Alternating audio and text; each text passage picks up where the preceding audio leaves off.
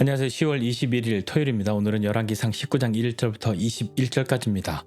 네, 오늘은 본문을 읽지 않고요.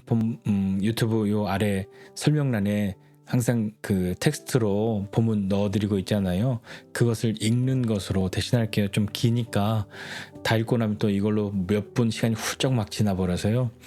제가 요즘에 시간이 좀 많이 길어지는 것에 대해서 스스로 좀 부담이 있거든요. 여러분 출근하시면서 듣거나 우리 지체들 대부분 그러신데 너무 길면 저도 잘 안 들으니까요. 어떤 거 너무 내용이 길거나 그러면 그거 아는데도 제가 사실 원고를 써서 시간을 맞추는 것이 아니기 때문에 그렇기도 하고 아시다시피 대부분 막 새벽에 하니까 정신이 없어서 시간을 잘 모르고 이렇게 가기도 합니다. 여하튼 오늘 본문은 설명란에 있으니까 보시도록 하고, 엘리야의 이야기를 계속 보고 있죠. 엘리야가 갈멜산에서의 바알 선지자들과의 능력의 대결에서 승리하고 하나님의 하나님 되심을 경험하고 그 선지자들을 죽이고 아합에게 먼저 이스라엘로 가라 이야기했을 때 하나님께서 비가 내리지 않았던 그때에 그동안에 이제 3년 6개월 만에 하나님 말씀하신 대로 하나님 비를 내려주시는 거죠. 자, 이제 엘리야에게 있는 것은 무엇일까요? 이제 엘리야가 어떤 일을 해야 할까요? 어떤 것을 경험하게 될까요? 우리가 기대하는 바는 이제 하나님의 하나님 되심을 사람들이 알게 되었고, 바알의 선지자들도 죽었고, 아합도 이제 하나님이 두려운 줄 알게 되겠고, 자, 이제 이 나라가 바뀌고 커다란 부흥이 오겠구나 라는 것을 기대할 만하지 않습니까? 근데 엘리야에게 어떤 일이 생겼는지 한번 보시죠. 아합이 이스라엘로 돌아가서 엘리야가 어떤 일을 했는지, 어떻게 모든 선지자를 죽였는지를 이세벨에게 이야기합니다. 그러면 이세벨이 그 이야기를 듣고 겁을 내든지 두려워서 다른 걸 하든지 그래야 할 텐데, 이세벨은요 꿈쩍도 하지 않고요, 오히려 엘리야에게 사람을 보내서 엘리야에게 겁을 줍니다. 내가 내일 이맘때 너를 죽일 거야. 만약에 내가 너를 죽이지 않으면 신들이 내게 벌 위에 벌을 내리는 것이 마땅해 라고 이야기합니다. 그 말을 들은 엘리야는요 어떻게 해야 할까요?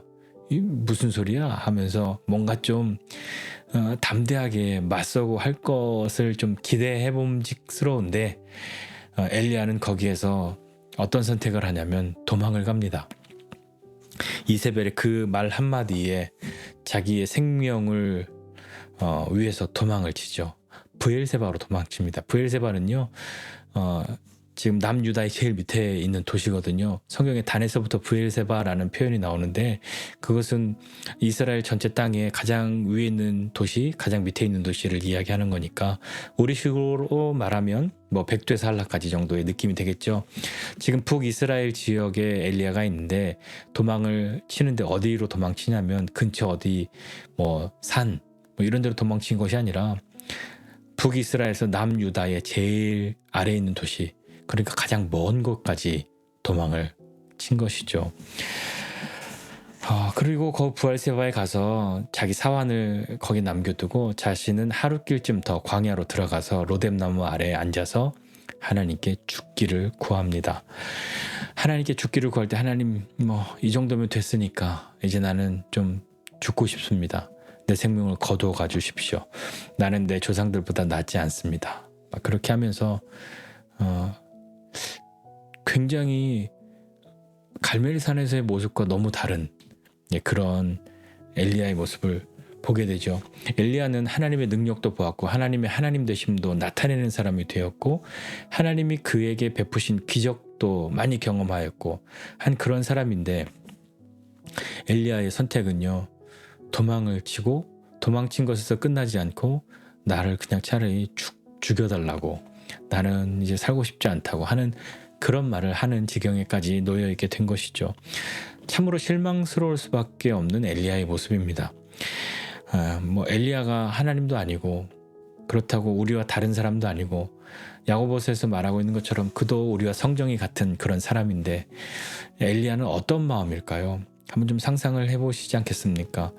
엘리야가 그렇게 갈멜산에서의 그 일을 경험하고 뭔가 기대하고 바라는 바가 있지 않았겠습니까? 내가 유명해지겠다 그런 거 말고요, 이제 마침내 이 사람들이 하나님께 돌아오는구나, 이제 마침내 이 땅에 부흥이 오겠구나 하는 그런 기대가 있지 않았겠습니까?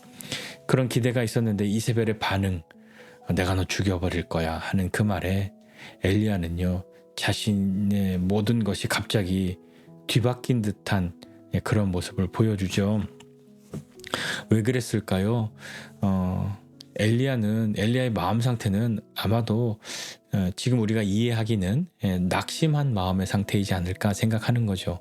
낙심이라고 하는 것은 무엇인가 바라고 원하는 것이 있는데 그것이 이루어지지 않아서 마음이 좀 상한 것, 그런 것이 낙심이지 않습니까? 우리도 낙심할 때가 많잖아요. 대부분 우리의 낙심은 뭐 여러 가지 요인이 있고 여러 가지 모양새들이 있겠지만 또 많이 낙심할 때가 누군가의 말 때문에 많이 낙심하지 않습니까? 누가 나한테 하는 이야기 때문에 하면서 낙심하고, 낙심할 때 우리는 어떻게 됩니까? 낙심할 때 여러분 어떠십니까? 낙심해 보신 적은 다 있으시죠? 그럴 때 어떻게 하셨습니까? 뭐 열심히 즐겁게 맛있는 거 많이 드셨습니까? 아니면 그것을 어떻게든지 뒤집어 보고자 어떤 노력하고 애쓰셨습니까? 아니면 뭐 아무것도 할 수 없는 그런 마음의 상태로 그냥 굳어져 버리고 말았습니까? 오늘 엘리야는요, 로뎀나무 아래에 앉아서 거기 쓰러져서 죽기를 구하다가 그냥 거기 누워서 자버립니다. 엘리야는 자신이 바라는 대로, 자신이 기대했던 대로 이루어지지 않은 그것 때문에 마음이 좀 많이 낙심이 됐겠죠. 이 로뎀나무 아래 누워서 잘 때에 천사가 그를 어루만지면서 일어나서 먹으라고 이야기합니다. 보니까 머리맡에 구운 떡과 물 한 병이 있는 거죠. 이건 어디서 왔겠습니까? 근데 좀 엘리야의 인생에서 보면 이것은 이미 앞에서 뭔가 경험해 본 것 같지 않습니까? 그리 시냇가에서 그가 거기 숨었을 때 하나님께서 까마귀를 보내서 떡과 먹을 것을 먹고 마시게 한 것을 경험했던 사람이잖아요. 그러니까 로뎀나무 아래 누워서 그렇게 있을 때 머리맡에 보니까 그런 먹을 것이 있다면 적어도 우리같이 이렇게 관찰하는 제3자 입장에서는 야, 너 뭐 좀 기억해야 하지 않아? 뭐가 생각나는 게 없어? 하는 그런 말을 해주고 싶잖아요. 근데 엘리야는 그걸 보고요, 먹고 마시고 다시 누워서 잡니다. 또 다시 누워버린 거죠. 낙심이 이렇지 않습니까? 뭐 아무 의욕이 없잖아요. 뭐 하고 싶은 것도 없고요. 하나님은요, 어떠셨을까요? 엘리야 보고 막 속상하셨겠죠? 우리의 느낌으로 한다면. 그런데 하나님은 낙심한 엘리야를 아신단 말입니다. 그렇기 때문에 엘리야를 혼내시지 않았죠. 야, 엘리야, 너 왜 이러냐? 너 이렇게 믿음이 없냐? 내가 너와 함께 했던 건 잊었냐? 뭐 내가 이세벨과 못 싸울 줄 아냐? 뭐 그런 이야기 하실 만도 한데 하나님은요, 혼내시지 않습니다. 하나님이 하시는 것은 그저 어루만져 주시고 먹여 주시는 거였죠. 그분이 하시고자 하시는 일이 있으시기 때문에 엘리야를 향해서 어루만지시고 먹여 주시는 것 같습니다. 다 먹고 마시고 누워버린 그 엘리야를 또다시 찾아오죠. 또다시 찾아와서 어루만지시면서 일어나 먹어라고 이야기합니다. 왜 일어나서 먹어야 하냐면 엘리야는 사실 뭐 이유가 없잖아요. 나는 죽고 싶은데 뭘 자꾸 먹으라고 그래. 그렇게 할 수 있지만 하나님은 그를 먹이셔야 하는 이유가 있었거든요. 이렇게 말씀하십니다. 내가 갈 길을 다 가지 못할까 하노라. 사실 뭐 엘리야는 지금 어디 가려고 온 건 아니잖아요. 이세벨의 그 말에 무서워서 제일 먼 곳으로 도망갔고, 사환이 있으면 자기가 죽고 싶은데 뭐 방해될 것 같으니까 자기 혼자 광야길로 하루길쯤 더 들어왔고, 죽고 싶은데 뭐 어디 목적지를 정해두고 이 광야로 온 것은 또 아니잖아요. 그러니까 어디로 가야 한다는 의지가 전혀 없이 그냥 쓰러져 누워있는, 자고 있는 이 엘리야, 물론 굉장히 피곤하기도 했겠죠. 그 엘리야에게 하나님 먹이시는 이유가 너가 가야 할 길이 있다 하는 것이죠. 네가 가야 할 길을 못 갈까 봐 그래. 먹고 마셔, 힘을 내 라고 말씀하시는 거죠. 하나님은 엘리야의 길을 아신단 말입니다. 그 하나님이 우리의 길도 아시죠. 하나님은 엘리야를 인도하시고 이끌고 계십니다. 이거 먹고 마시고 다시 누워서 또 자는 게 아니라 엘리야는요, 그때 하나님 너 가야 할 길 못 갈까 해 라고 하는 그 말씀하고 계속 먹이시니까 엘리야는 그 음식물의 힘을 의지해서 40일 밤낮을 갑니다. 어디로 가냐면 하나님의 산 호렙으로 가죠. 하나님이 인도하시는 거죠. 하나님의 산 호렙에 이르러서요. 이제 마침내 하나님의 산에 왔으니까요. 엘리야가 뭔가 힘을 얻고 막 해야 할 것 같은데 거기에 가서도 엘리야는 굴에 들어갑니다. 낙심한 사람은 이렇습니다. 네, 저와 여러분 다 이런 경험들 해보셨을 테니까요. 마음은 그렇지 않아도 남이 이런 모습 보이면 야 그러면 안 돼라고 말하지만 막상 내가 이런 일 겪으면 우리도 여지없이 이러지 않았었습니까? 하나님의 산 호렙에 이랬을 때요. 이전까지 계속 먹고 마시고 힘을 내라고 가야 할 게 가야 한다고 그렇게 인도하셨던 하나님이 마침내 말씀하시죠. 이렇게 말씀하십니다. 엘리야야, 내가 어찌하여 여기 있느냐? 이거 좀 황당한 질문이지 않습니까? 하나님이 여기 데리고 왔잖아요. 하나님이 여기를 이끄셨는데 뭘 물어보세요? 라고 되묻고 싶은 마음이 생기겠지만 하나님은 위치를 물어보시는 것이 아니잖아요. 엘리야가 대답합니다. 하나님 제가 정말 하나님에 대한 열심히 유별을 하지 않습니까? 특별하지 않습니까? 이스라엘 자손이 다 하나님과의 언약 버리고 주의 제단도 헐어버리고 다 칼로 주의 선지자들 다 죽였고 나 한 명만 남았습니다. 오직 나만 남았는데 그런데 이제 나를 죽인다고 합니다. 그 이야기를 하고 있는 거죠. 하나님께서 말씀하십니다. 너는 나가서 여호와 앞에서 그 산에 서라. 혼내시려고 할까요? 엘리야가 그렇게 대답하니까 하나님이 밖으로 나오라고 그리고 여호와 앞에 서라고 그렇게 말씀하십니다. 하나님의 그 말씀을 듣고 엘리야가 나갔는데 여호와 앞에 크고 강한 바람이 산을 가르고 바위를 부숩니다. 그런데 바람 가운데도 하나님께서 계시지 않았고 바람 후에 지진이 있었는데 지진에도 하나님이 계시지 않았고 지진 후에 불이 있었는데 그 불 가운데도 하나님이 계시지 않았습니다. 뭔가 바람이나 지진이나 불 막 이런 게 있으면 거기에서 뭔가 하나님이 막 나타나시고 그러셔야만 할 것 같은데 그렇다면 하나님은 도대체 어디에 계신 걸까요? 그때 엘리야에게 말씀하시죠. 불이 지나가고 난 후에 세미한 소리가 있었습니다. 세미한 소리 정말 작은 소리잖아요. 귀를 기울여야만 들을 수 있는 소리잖아요. 그리고 또한 세미한 소리는요. 내 귀에만 들리는 소리일 수도 있습니다. 엘리야가 그 소리를 듣고 겉옷으로 얼굴을 가리고 나가서 굴 어귀에 서니까 소리가 그에게 임했죠. 그러면서 다시 말씀하십니다. 엘리야야, 내가 어찌하여 여기 있느냐? 이거 아까 물어보셨잖아요.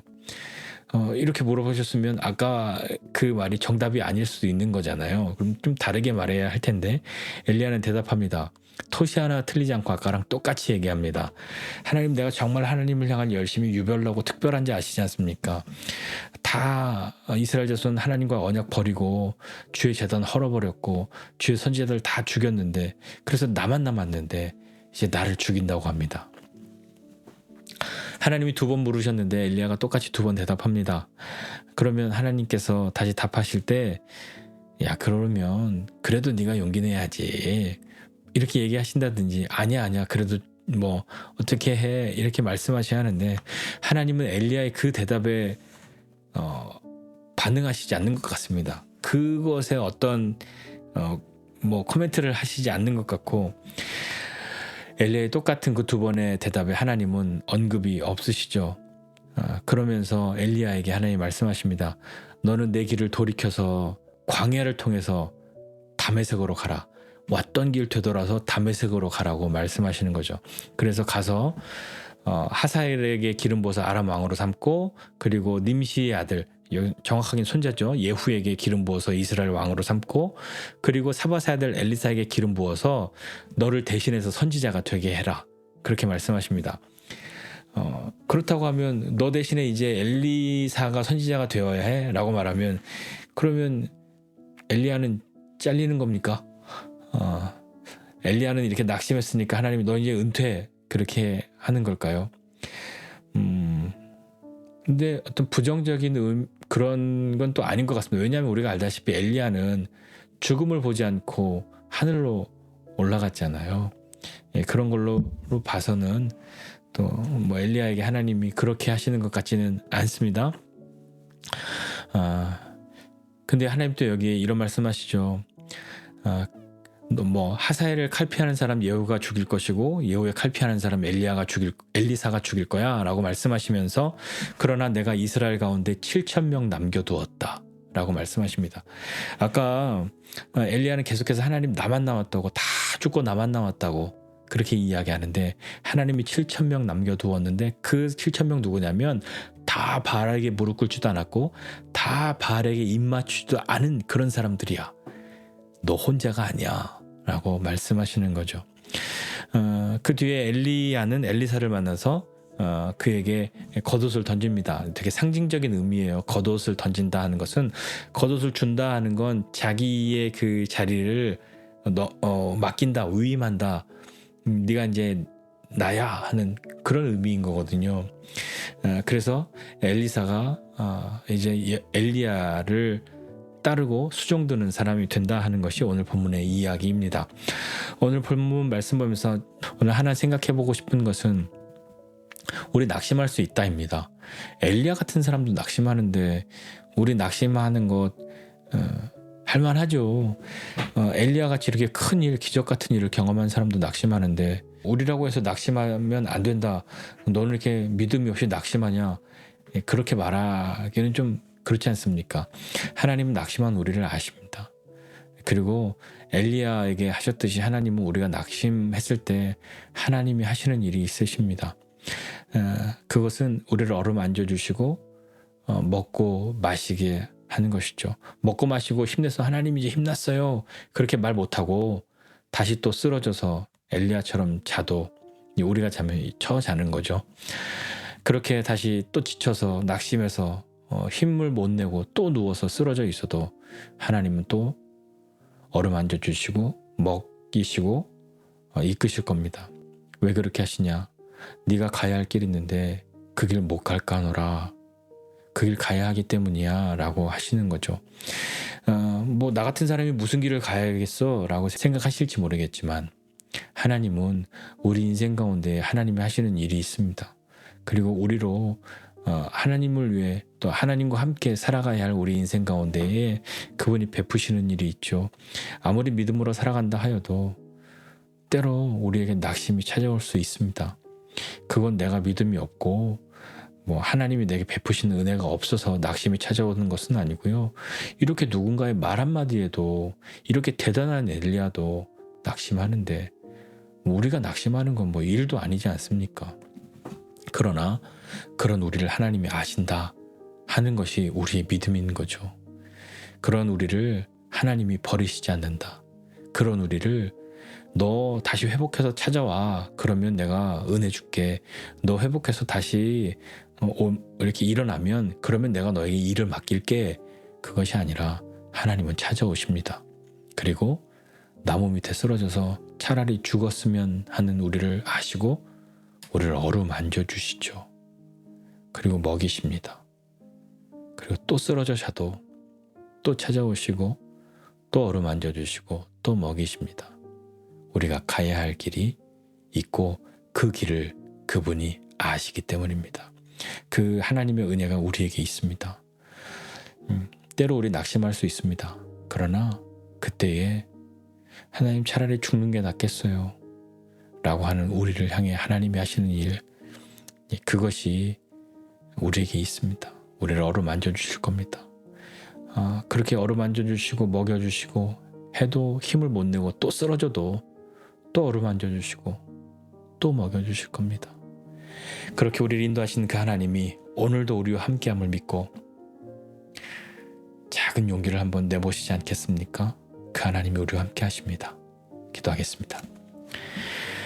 하나님 아버지, 은혜와 사랑을 감사드립니다. 하나님 살면서 믿음으로 살겠다, 믿음으로 살고 있노라 그렇게 생각하는데, 때로 낙심해버린 나를 바라보면 내가 정말 믿음 있는 사람인가, 하나님이 나와 함께 하신다는 것을 믿고 사는 사람인가, 하나님이 정말 나를 붙들어주는 사람인가 물음표가 생겨날 만큼 그러한 때가 우리에게 있습니다. 하나님, 혹 우리 지체들 가운데에 지금 낙심한 상태로 각자 자신의 로뎀나무 밑에 아래 거기에 누워서 하나님 이만하면 됐으니까 난 이제 아무것도 안 하고 싶다고, 차라리 내 생명을 거두어 달라고 그렇게 주님 앞에 마음을 토로하는 우리 지체들이 있다면 하나님 엘리야에게 그리하셨던 것처럼 우리를 어루만져 주시고 먹이시고 그렇게 우리가 가야 할 길을 가도록 하나님 인도해 주시고 붙들어 주십시오. 하나님, 먹고 마시고 그래도 힘이 안 나서 또 쓰러지고 또 누워 잘 수밖에 없는 우리이지만 하나님, 그래도 우리를 또 찾아오시고 또 어루만져 주시고 또 먹이 주실 것을 기대하고 오늘도 우리에게 그런 은혜가 끊어지지 아니함을 믿고 주님께 감사하며 믿음으로 나아가는 우리 되게 해주십시오. 하나님, 누워 자고 있는 자 깨게 해주시고 쓰러져 있는 자 앉게 해주시고 나무에 기대어 낙심해 있는 자 일어서게 해주시고 일어선 자 걷게 해주십시오. 걷는 자 뛰게 해주시고 그 뛰는 사람 날개를 달아 날아오르게 하실 그 주님을 기대합니다. 하나님, 주님과 함께하는 우리임을 믿고 오늘도 주님 앞에 있는 우리 되게 해주십시오. 주님 안에서 쓰러져 있게 해주시고 주님 안에서 누워 있게 해주시고 주님 안에서 낙심한 사람 되게 해주십시오. 주님이 하실 일을 기대합니다. 예수님의 이름으로 기도드립니다. 아멘.